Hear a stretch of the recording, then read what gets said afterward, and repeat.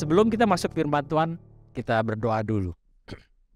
Bapa di surga, terima kasih pada pagi hari ini kami mau mendengarkan firman Tuhan. Bapa, kami perlu Roh Kudus-Mu untuk mengajar kami, berbicara kepada kami ya Tuhan.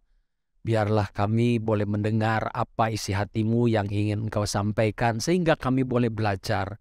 Kami boleh mempraktekkan apa yang kami mengerti, dan kami boleh menjadi pelaku firman ya Tuhan.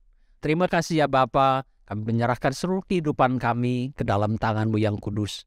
Biarlah Roh Kudus yang bekerja dan berkata-kata kepada setiap daripada pribadi di tempat ini. Terima kasih ya Bapa, di dalam nama Tuhan Yesus kami berdoa. Haleluya. Amin.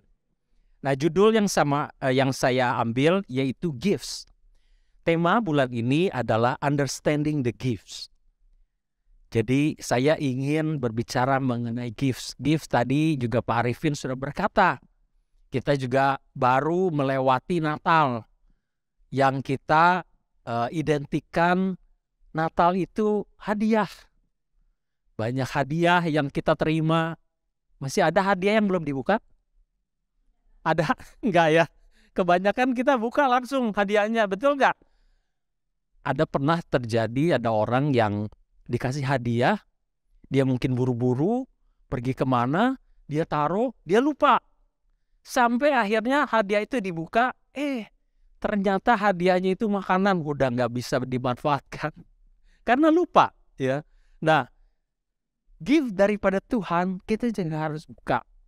Kalau nggak, kita nggak tahu isinya apa. Betul nggak? Kita ini diberikan setiap daripada kita diberikan gifts dari Tuhan. Ada beberapa hal yang kita perlu ngerti bahwa kita ini diberikan suatu gifts atau banyak gifts ke dalam kehidupan kita untuk ada tujuannya, bukan sekedar dikasih. Saya ingin buka di pengajaran yang saya dapatkan yaitu Purpose Driven Life. Mungkin banyak yang udah baca ya. Purpose Driven Life itu yang ditulis oleh Pastor Rick Warren. Itu mengajarkan kita mengenai salah satunya adalah shape. Kita ini dibentuk. We are shaped by God with 5 of this abbreviation. Shape, S for spiritual gift, H for heart, A for ability, P for personality, and E for experiences. So we are shaped for the purpose. So shape, the first is the spiritual gift.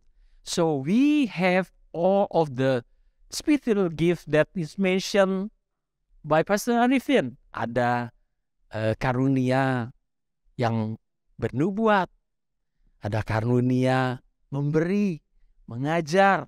Itu semua adalah karunia yang diberikan oleh Tuhan. Semua karunia itu kita masing-masing punya, disadari atau enggak. Yang penting adalah kita membukanya. Kalau ada gift, kita harus buka. Nah, di samping daripada itu, kita dibentuk bukan hanya dari apa yang kita punya, tetapi heart itu berbicara mengenai apa yang kita suka. Ada orang yang sukanya apa? Gift daripada Tuhan. Ada orang yang sukanya olahraga. Wah, kalau sama olahraga tuh kayaknya sayangnya minta ampun gitu ya. Nah, ini adalah gift daripada Tuhan. Ada orang yang senangnya musik. Kayak saya senangnya musik. Kalau lihat alat musik, terutama gitar, nggak tahan kalau nggak pegang. Itu gift daripada Tuhan. Jadi hati, ada firman mengatakan, jagalah hatimu dengan segala kewaspadaan. Karena disitulah sumbernya kehidupan. Apa yang ada dalam hatimu, itulah dirimu. Kamu menyukai ini, itu Tuhan kasih. Kenapa kita bisa senang olahraga? Ya karena Tuhan kasih itu. God gave you that. God equip you with that. Your feelings to desire for something is given by God. Jadi hati ini benar-benar Tuhan kasih sesuatu yang kita bisa nikmati. Kalau orang yang bisa menyanyi, kalau dia bisa menyanyi itu kayaknya seneng. Kayak Audrey itu nyanyi itu kayaknya nggak ada capeknya. Nyanyi terus. Karena apa? Karena seneng. Itu Tuhan kasih buat Audrey. Tapi Kela dia nggak nyanyi, tapi dia nari balet. Itu saya kalau lihat Kela tiap hari balet, saya pikir, waduh habis sekolah pulang sore dia balet lagi sampai malam. Itu bertahun-tahun tiap hari, nggak ada capeknya. Saya bilang kalau saya kayaknya lihatnya aja capek. Karena apa? Saya nggak seneng balet. Mungkin Mikel seneng balet. Nggak cocok ya kalau Mikel balet ya. Dia jujitsu dia. Jadi itu semua dikasih sama Tuhan. Kita semua punya itu. Tuhan kasih dalam hati kita, kesukaan kita. Dan kemudian biasanya apa yang kita sukai seiringan dengan kemampuannya. Kemampuan atau ability. Biasanya seirama. Orang yang sedang nyanyi biasanya dikasih juga suara yang bagus, bisa nyanyi. Tapi ada juga sih, orang sedang nyanyi, tapi orang lain nggak seneng dengerin. Mungkin itu bukan gitu ya. Jadi dia seneng sih nyanyi, ya mungkin karena dia sering ke gereja, dia harus nyanyi gitu ya. Tetapi suaranya mungkin orang lain nggak mau dengerin gitu. Ya bagus sih suaramu, tapi lebih bagus kamu nggak nyanyi gitu. Jadi mungkin juga itu bukan talenta yang Tuhan berikan. Tetapi nggak apa-apa kalau memuji Tuhan, nggak ada masalah gitu ya. Tuhan nggak akan terganggu dengan suara kita yang kuncinya nggak tahu kemana gitu ya, lupa kuncinya kemana gitu. Tetapi kalau kita memuji Tuhan, suara bagus, suara nggak apa-apa. Kalau kita sedang memuji Tuhan di gereja, saya menyarankan kita semua menyanyi. Oh suara bagus jelek nggak apa-apa. Biarin tetangga agak terganggu dikit nggak apa-apa. Tuhan nggak terganggu. Yang penting hati kita memberikan apa yang kita rasa dengan sepenuh hati. Karena kita harus mengasihi Tuhan itu bukan hanya dengan akal budi, tetapi dengan segenap hati.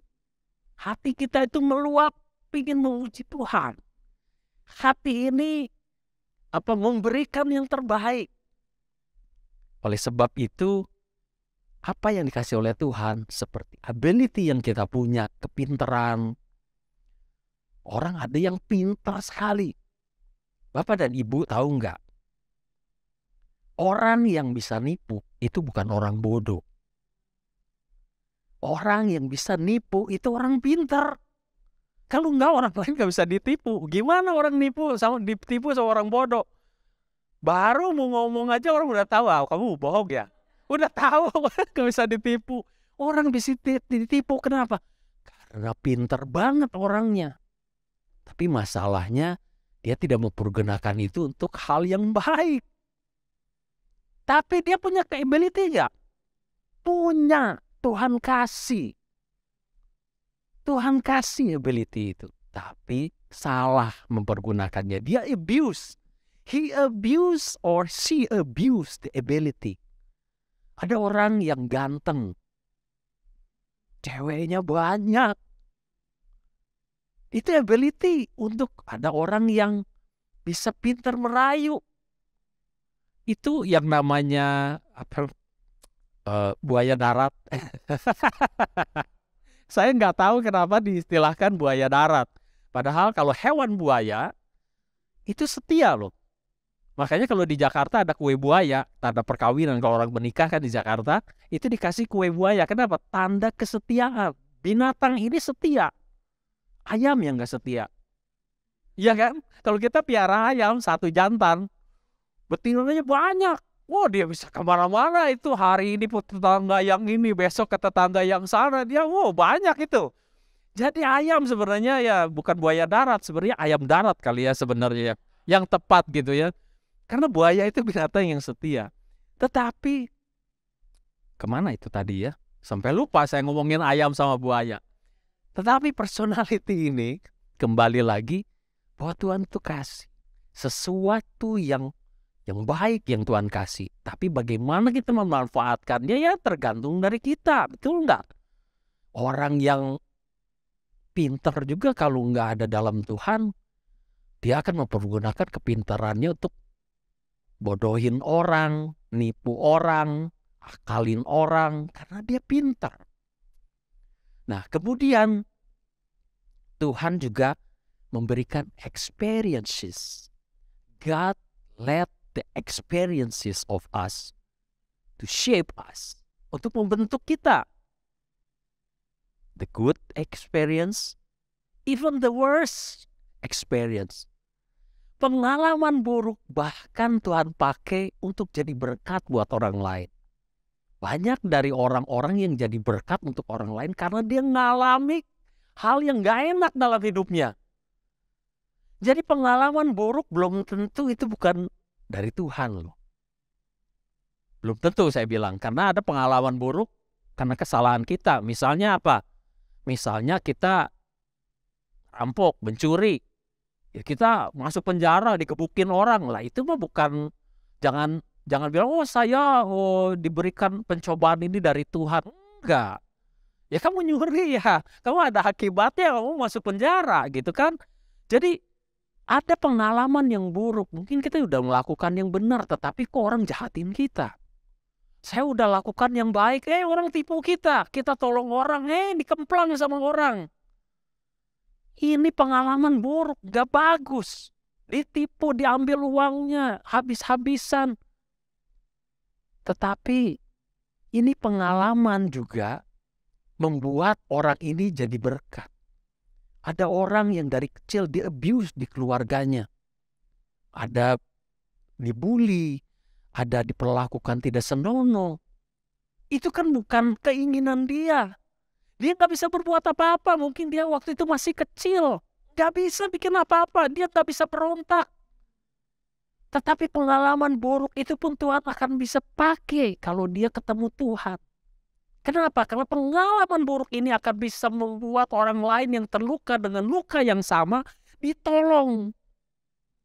Dia menemukan Tuhan, kemudian dia tahu jalan keluarnya. Orang lain yang tersesat, yang gelap hidupnya, ditolong oleh pengalaman dia. Dia bisa jadi saksi Kristus. Kamu gak tahu bahwa Tuhan mengasihi kamu lebih daripada apa yang kamu alami. Kalau kita lihat orang-orang yang dilahirkan cacat, dia kan bukan minta. Bahkan dia tanya, kenapa saya dilahirkan cacat? Kenapa saya dilahirkan di keluarga miskin? Sampai makan aja susah. Kita gak bisa pilih. Is there anyone can choose what color your skin? You cannot.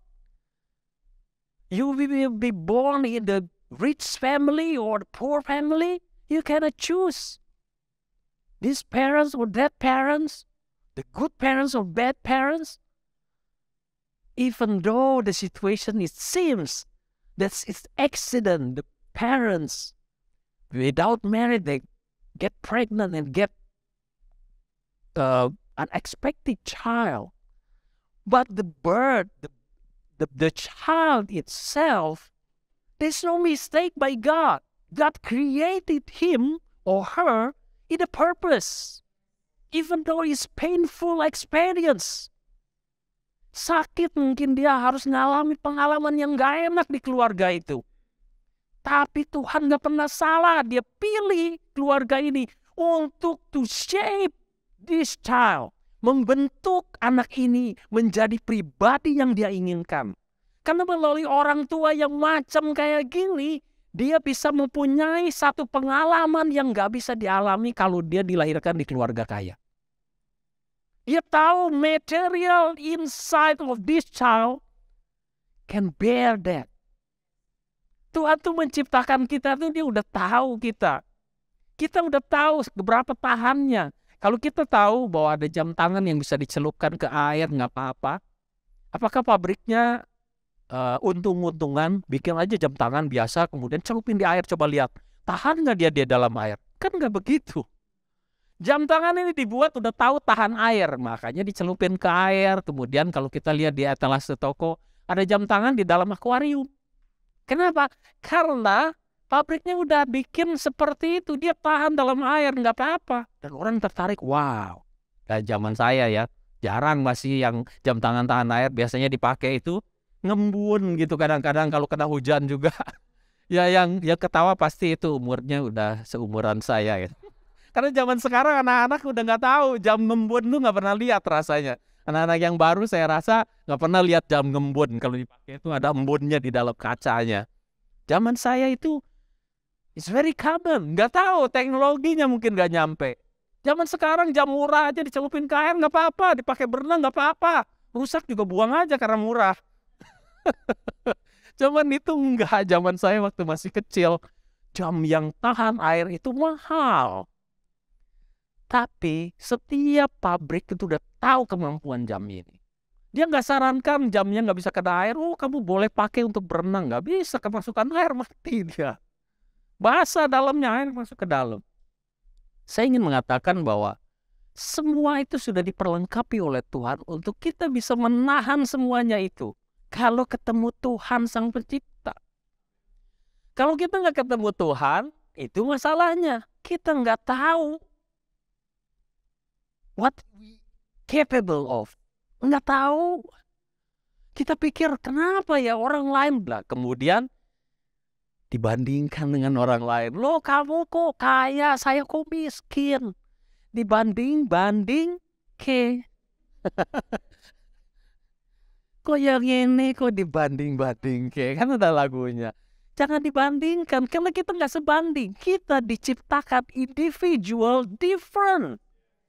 8 billion, almost 8 billion people in the world. Not one is the same. No one, 8 billion, gak ada yang sama. Biar kembar, identical twins is not the same person.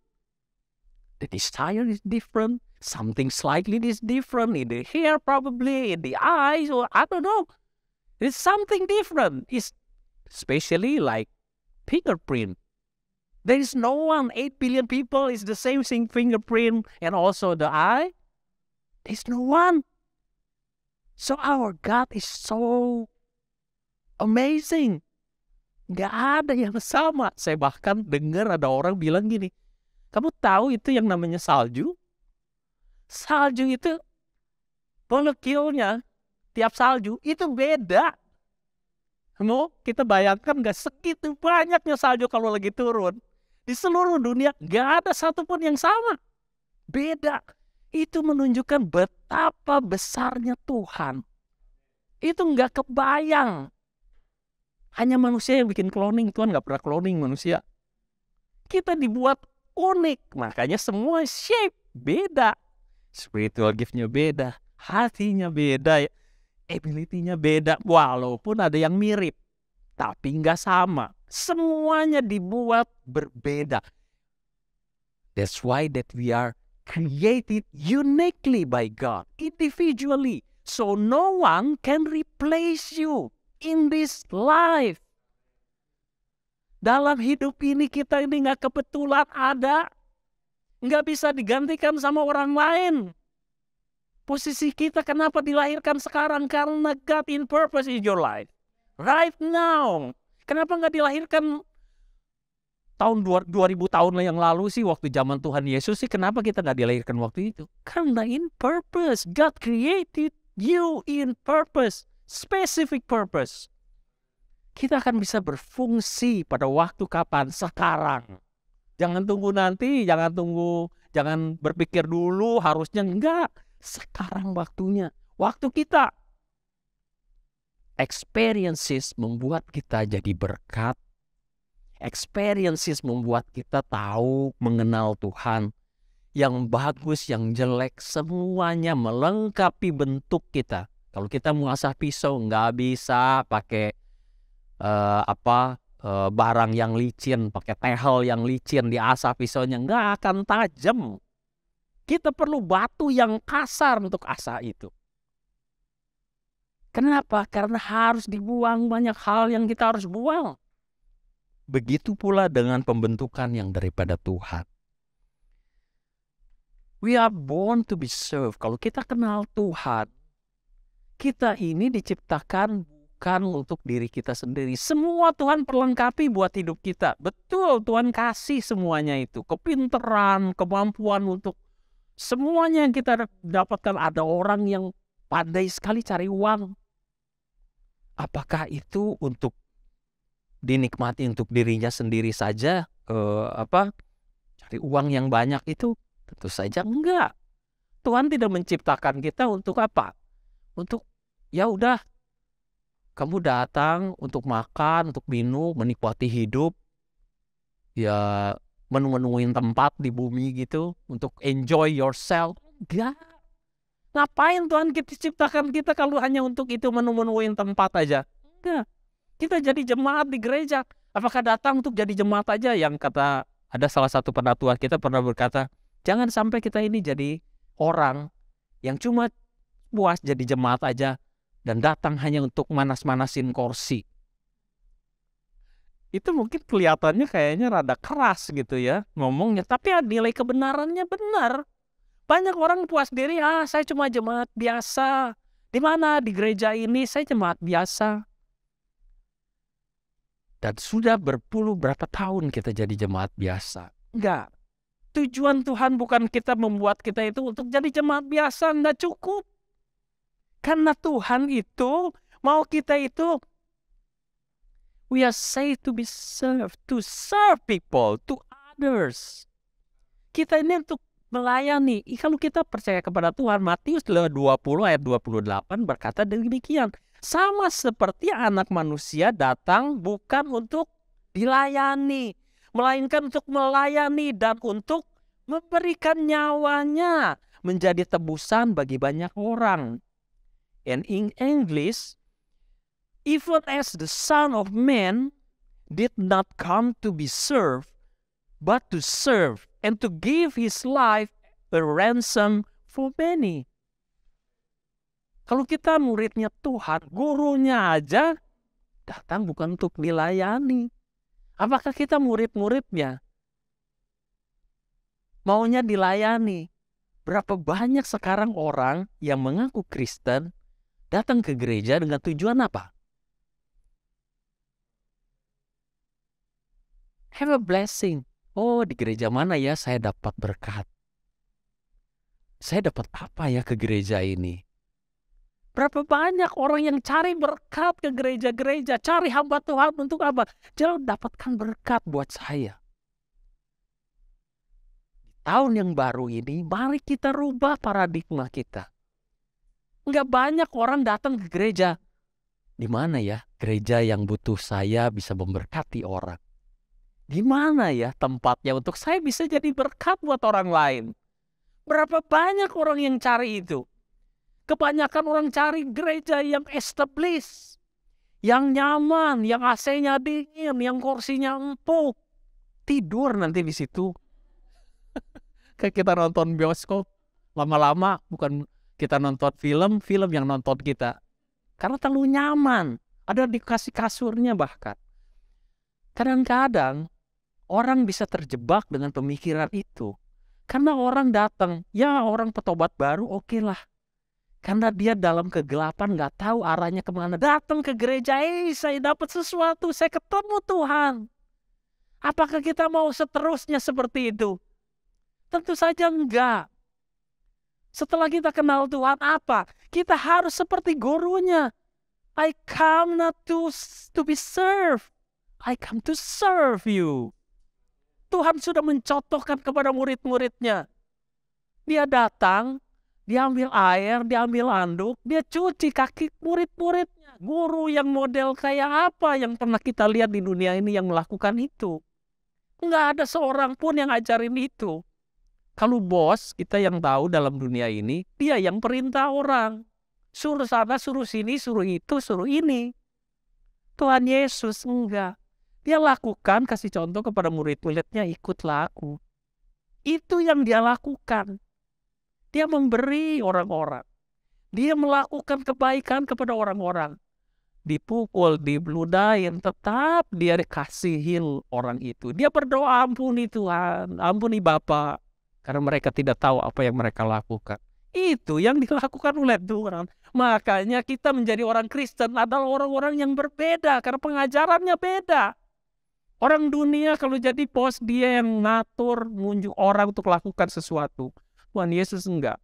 Dia melayani orang-orang itu sampai mengasihi sampai mati. Dia kasih nyawanya dia untuk orang lain. Banyak orang saat-saat ini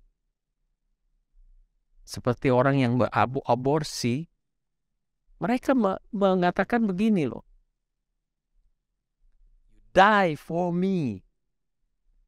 Orang yang aborsi itu kan membunuh orang, betul nggak? Yang membuat anaknya, die for me because I am not ready.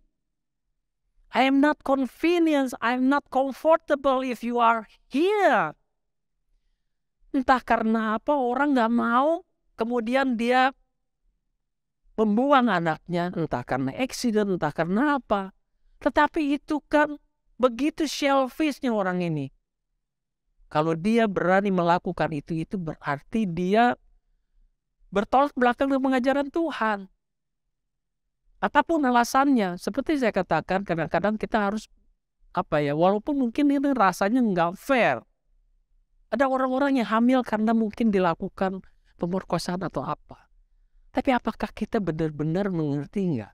Anak ini apakah bukan rencana Tuhan lahir? Kita nggak tahu betul kejahatan dilakukan kepada perempuan ini. Tapi anak ini nggak pernah kesalahan Tuhan nggak pernah salah. Kalau anak ini hidup, mungkin dia bisa dipakai jadi berkat. Kita nggak tahu apa yang Tuhan rancangkan untuk anak ini. Walaupun dia mungkin kita bilang sebagai orang dunia, anak haram. Tapi Tuhan punya rencana buat dia. Apakah kita berhak membunuh anak ini? Enggak, itu selfishness. Itu begitu orang begitu mementingkan dirinya sendiri. Karena dia malu, karena dia nggak bisa tanggung ini. Yesus datang untuk melayani, memberikan nyawanya.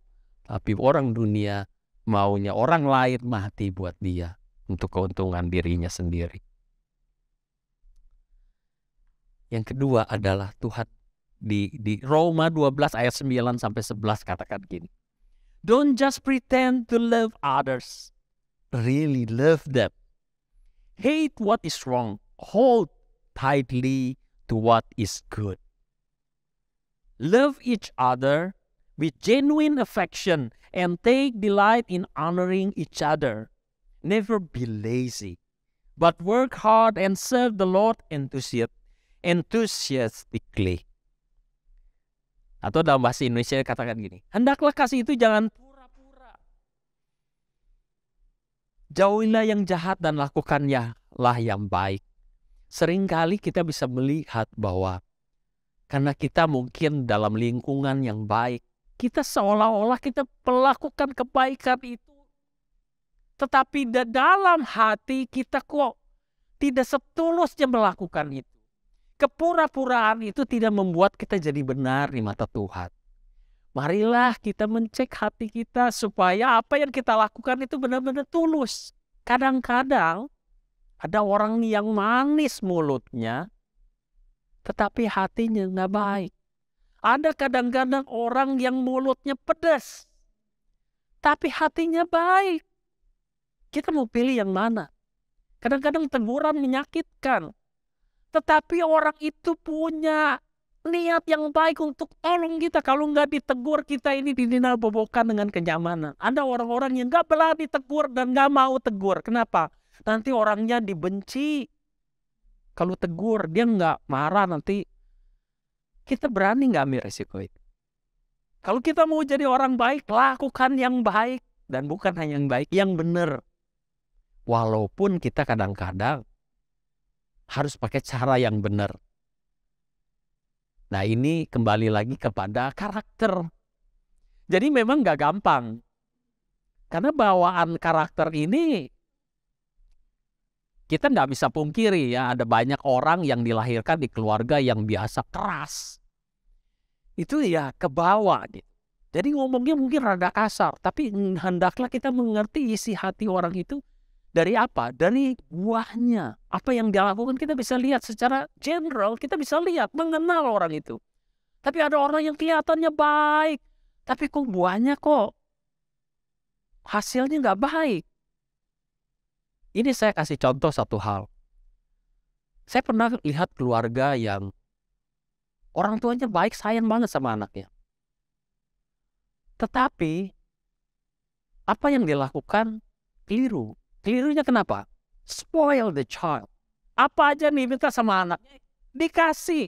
Nggak pernah ditegur. Kenapa? Aduh, kasihanlah. Nggak pernah ditegur. Setelah anak ini besar, jadinya apa? Jadi rusak anak ini. Apakah itu orang tua yang baik? Enggak. Orang tua yang baik berani ambil resiko anaknya mungkin marah. Papa jahat.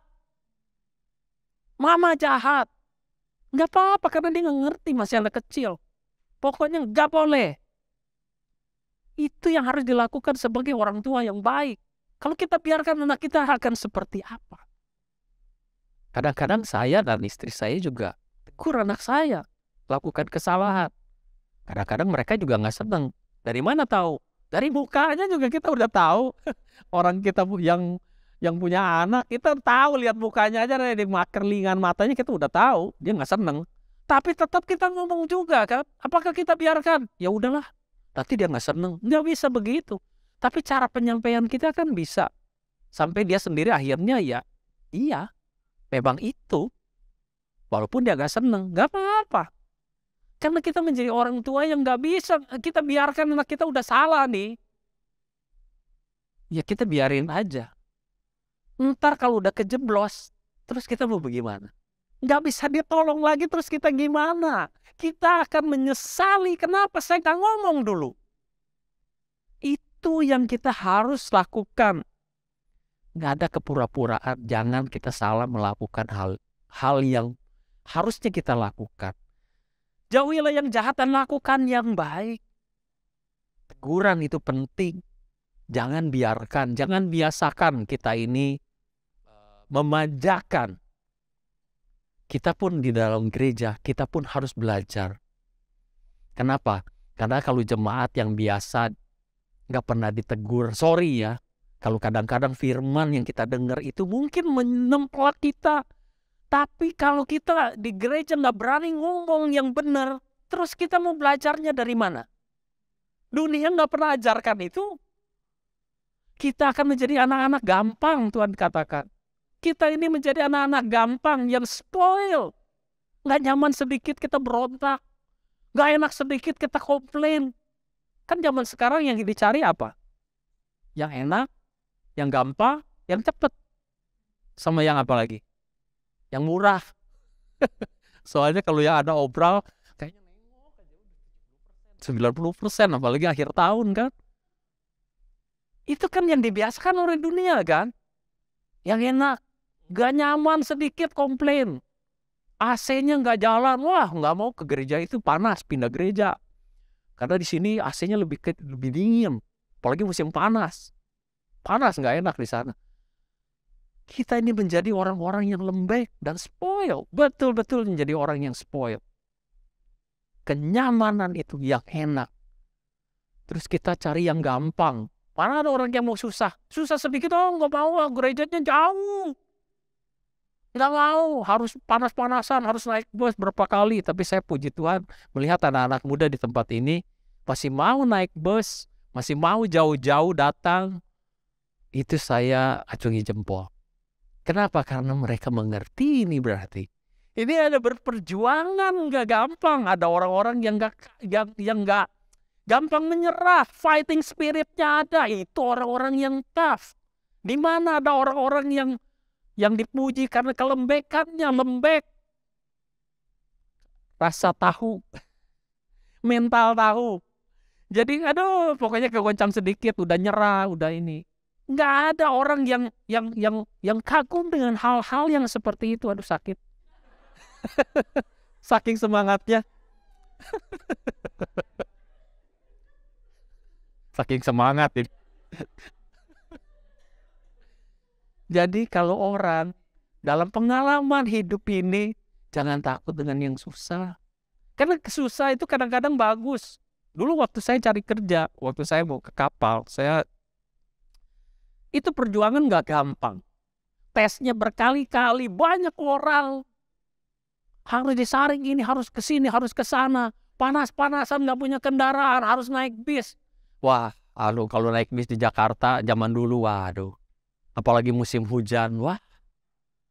Itu masuk satu bis waktu jam kantor itu atau pulang kantor. Waktu hujan, itu semua pintu, jendela ditutup, penuh. Orang pulang kerja, bayangin aja keringetan nggak? Aduh itu udah indahnya. Aromanya semerbak gitu kan. Kita mau nggak napas nggak bisa. Mau nggak mau kita hirup. Untung waktu itu nggak ada COVID tuh. Jadi kenyamanan itu nggak ada. Tapi tetap kita fokus kepada tujuannya. Dicari terus. Makanya dalam situasi nggak enak waktu kita kerja di kapal. Nggak gampang nyerah. Banyak anak-anak setelah saya mungkin dapatnya gampang. Kemudian ada saudara atau bagaimana lah, saya nggak tahu jurus silatnya apa. Masuk. Kerja seminggu 2 minggu. Kita pulang. Atau mukul orang, berantem. Kita sampai orang-orang yang sudah berjuang begitu susah. Sampai bingung, ini anak-anak ini yang baru-baru ini kok gampangnya mereka melepaskan itu. Kita ini udah berjuang begitu, gak gampang putus asa. Kita bertahan sampai titik darah, sampai penghabisan itu. Kita gak akan nyerah gitu kan. Walaupun kita jengkel, kita gak pukul orang karena tahu kalau pukul orang kita one way ticket. Kita mengendalikan diri. Kita udah stres, pengen tonjok mukanya. Marahnya udah kayak apa. Tapi kita nggak lakukan itu. Kenapa? Karena kita tahu resikonya. Dan kita nggak mau kehilangan itu. Kita kendalikan diri walaupun waktu itu masih muda, darahnya masih bergejolak. Kalau udah mau lihat tuh, aduh, gitu kan. Ini kita harus tahu bahwa situasi buruk belum tentu buruk. Jangan cari yang gampang. Anak-anak muda terutama, saya encourage, kalau ketemu kesulitan, jangan gampang menyerah. Tunjukkan kamu anak muda yang punya fighting spirit. Perjuangkan itu gitu loh. Tekun dan teguh gitu. Persistent gitu loh. Jadi orang tuh ngotot gitu untuk sesuatu yang akan kita capai. Jangan gampang, susah sedikit aja, udah gak mau susah. Ya, baru gitu aja udah susah gitu. Kalau kita jadi bapaknya, baru gitu aja kamu udah nyerah. Wah, itu kan abri. Kalau abri main keplak itu, benar nggak? Ini kayaknya yang ketawa paling kencang punya pengalaman pribadi nih. Jangan cari yang gampang. Jangan cari yang enak. Jangan cari yang gampang. Walaupun kita nggak menolak kalau dikasih enak. Karena itu kan keseimbangan. Ada masanya ya kita lewati nggak enak. Tapi Tuhan juga pasti ku kasih yang enak. Kemudian janganlah hendak kerajinanmu kendor, biar Allah rohmu menyala-nyala dan layanilah Tuhan. Berapa banyak orang yang sekarang ini mulai kendor layani Tuhan. Kenapa? Ya karena itu faktor itu nggak gampang, nggak enak, nggak cepat. Jadi jangan cari itu semua, karena semua itu adalah semu. Kalau yang kita dapatkan itu seperti itu.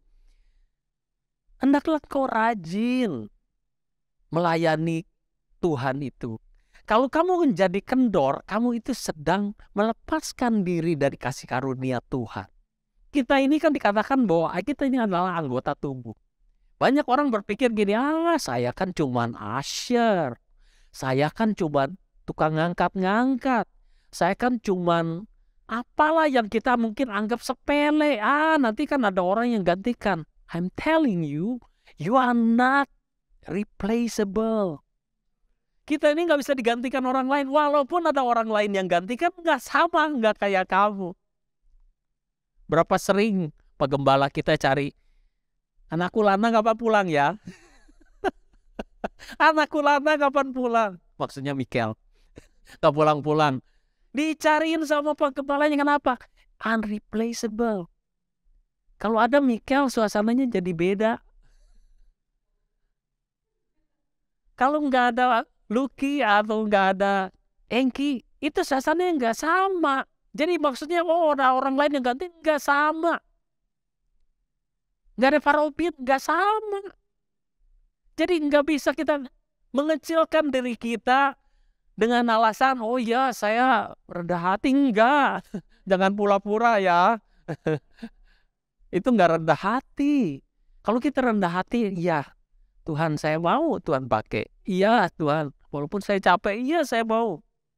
Itu rendah hati. Kalau kita lari dari itu, kita nggak rendah hati. Malah kita ini mau cari aman. Kita lari dari semua panggilan itu. Oleh sebab itu, janganlah hendaknya kerajananmu itu kendor. Biar rohmu menyala-nyala. On fire every day. On fire every time. Every week. Untuk melayani Tuhan. What you are is God give to you. What you do with yourself is your gift to God.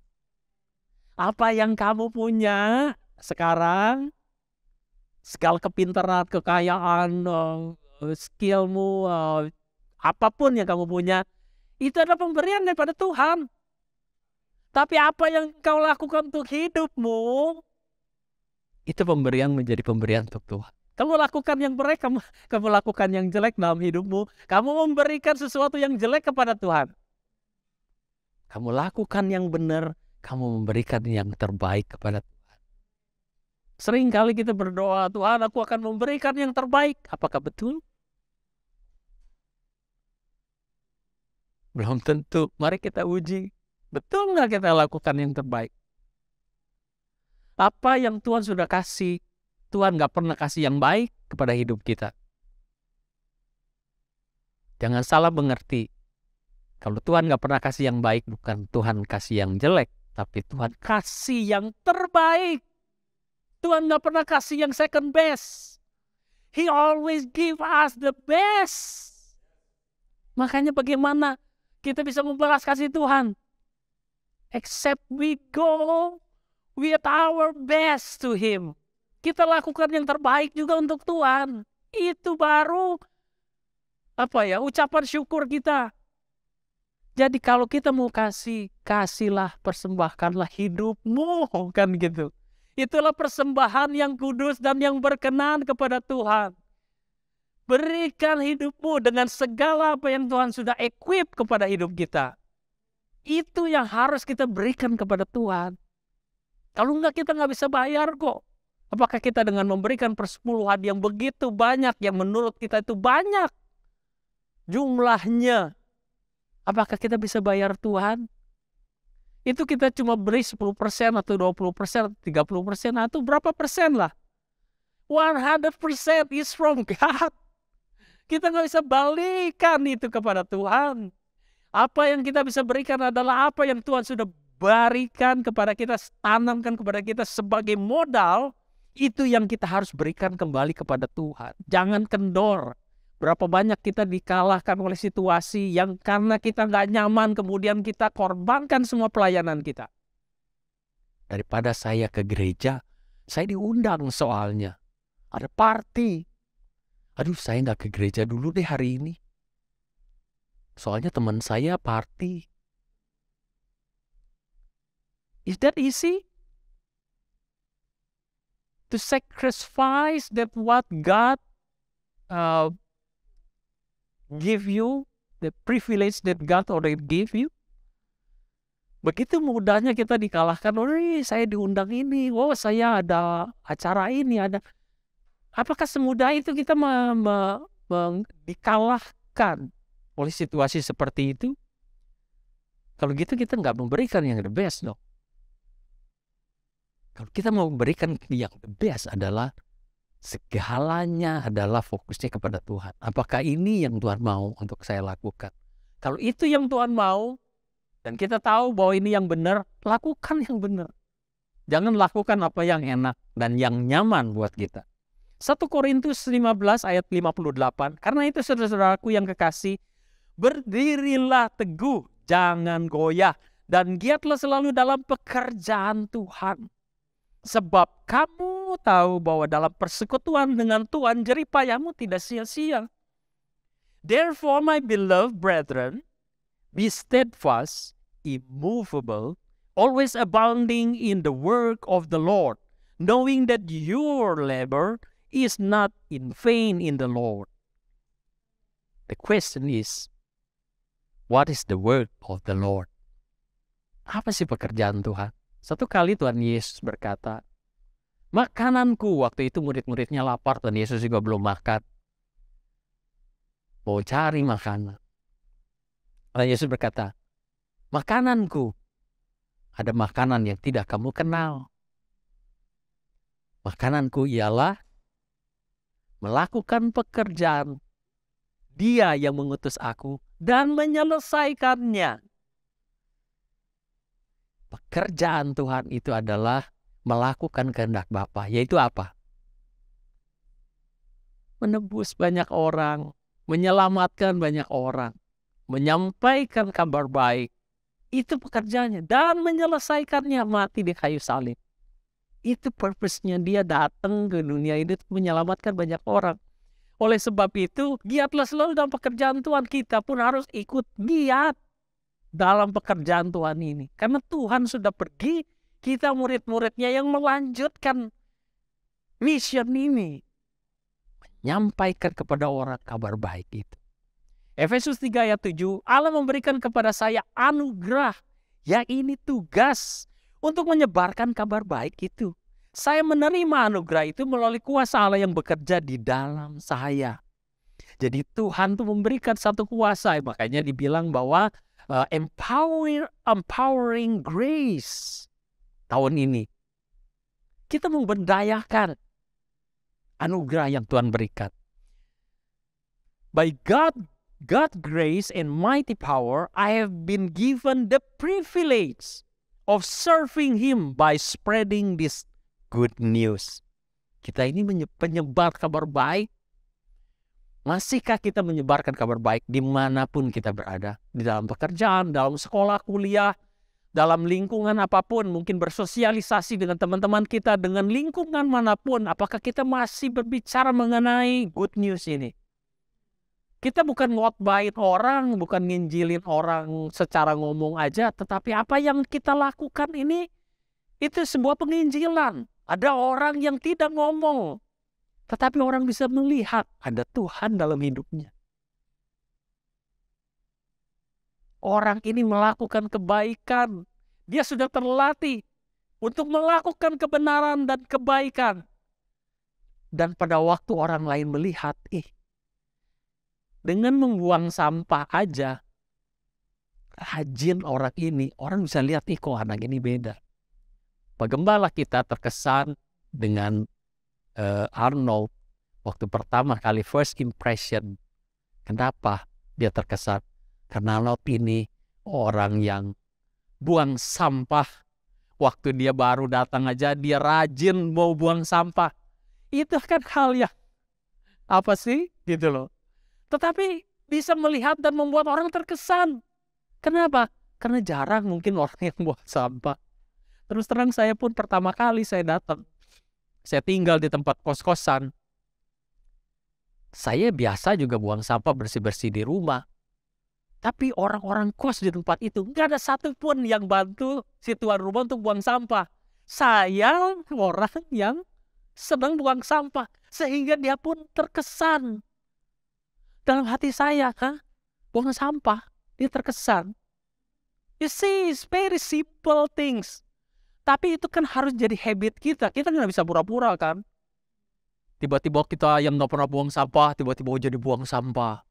Tiba-tiba yang tadinya galak, tiba-tiba jadi ramah. Nggak bisa. Kita harus terlatih melakukan ini.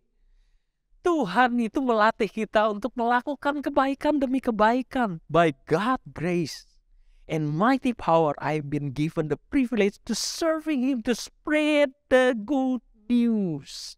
Kekuatan itulah yang membuat kita ini bisa menyebarkan kabar baik.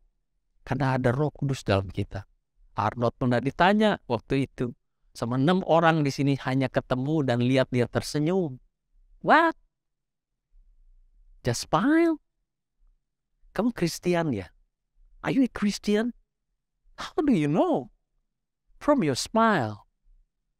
It's not only one person, 6 different time. Di mana bisa bilang? Dari mana dia tahu? Because when something seems simple and God with you, so will be powerful like David. David fight with Goliath is not with the spears and also with the sword, with the sling and also with stone, 5 stones. What is that? Sampai dia dicemooh sama kamu ini. Nganggap enteng gua ya gitu lah kalau kasarnya. Masa bawa tali sama batu sama tongkat. Sesuatu yang simple dalam hidup kita. Kalau kita bermitra dengan Tuhan, itu menjadi sesuatu yang powerful. Kita nggak perlu susah-susah harus kayak zaman dulu penginjilan tuh maksa orang harus gini. Enggak, udah kuno itu. Nggak perlu dipaksa. Orang dulu banyak kepahitan. Kenapa? Termasuk dari keluarga saya banyak kepahitan sama orang Kristen. Kenapa? Orang Kristen tukang paksa. Makanya setelah kita mengerti ini nggak perlu dipaksa. Semua lihat murtadin itu nggak pernah dipaksa. Nggak pernah disogok, nggak pernah dibayar.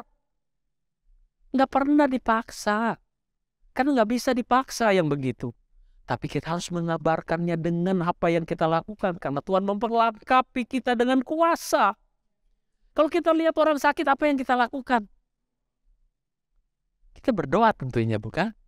Masalah sembuh dan gak sembuh bukan urusan kita, betul gak? Karena kuasanya bukan dari kita, kita hanya mitranya Tuhan. Tuhan bilang berdoalah bagi orang yang sakit. Ya kita berdoa. Masalah didoakan terus dia meninggal. Lah, saya ngomong gini karena saya pernah. Saya ngalami, saya komplain sama Tuhan. Tuhan, katanya menumpangkan orang sakit, katanya sembuh. Lah ini meninggal. Komplain saya sama Tuhan. Kemudian Tuhan tanya, lah kuasanya dari siapa? Iya ya, bukan dari saya. Loh kok lu yang malu? Kenapa kita komplain sama Tuhan? Karena kita malu kan? Apa Tuhan apaan nih? Suami saya didoain malah meninggal. Kita yang malu. Lah kan ini kan kita mitranya Tuhan. Tuhan suruh berdoa, ya saya berdoa. Masalah dia dipanggil Tuhan kan bukan urusan kita. Tuhan jawab satu hal. Dia dalam kondisi puncak, makanya saya panggil. Saya langsung ngerti. Oh iya ya.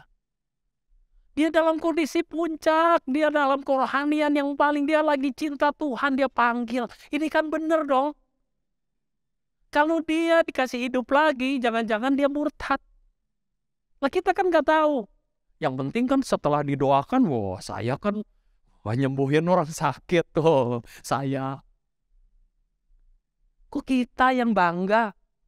Kita yang bangga dengan diri kita. Lah kuasanya dari mana? Dari Tuhan.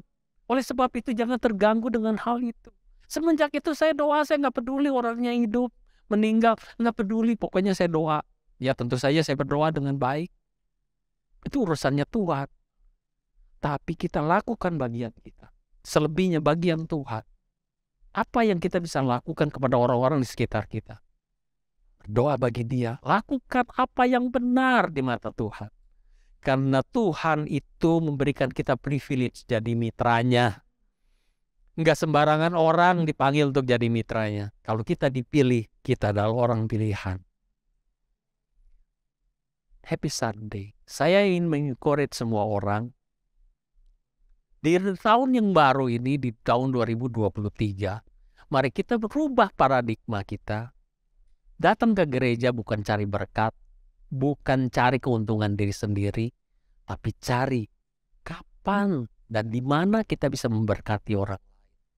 Belajar firman Tuhan bukan untuk nembakin orang. Wah ini nih, mestinya dia ikut. Atau ada pasangan disenggol pakai sikutnya. Terus disenggol. Padahal dia juga dapat firman yang sama yang juga mengajar dirinya sendiri. Kita belajar untuk merubah paradigma, kita jadi berkat untuk orang lain, mengasihi orang lain, memperhatikan orang dengan sesungguh hati, dan kita tetap mengabarkan kabar baik kepada orang-orang di sekitar kita. Jangan kita menjadi Kristen yang pasif, yang cukup puas dengan apa yang kita sudah capai hari ini. Mari kita tertanam lebih dalam lagi. Planted deeper in God. So we can serve others. We can be a blessing for others. We can be a representative of Christ's kingdom. Sehingga hidup kita menjadi penuh atau complete atau whole. Menjadi lengkap hidup kita. Dan hidup kita akan penuh dengan damai sejahtera dan sukacita.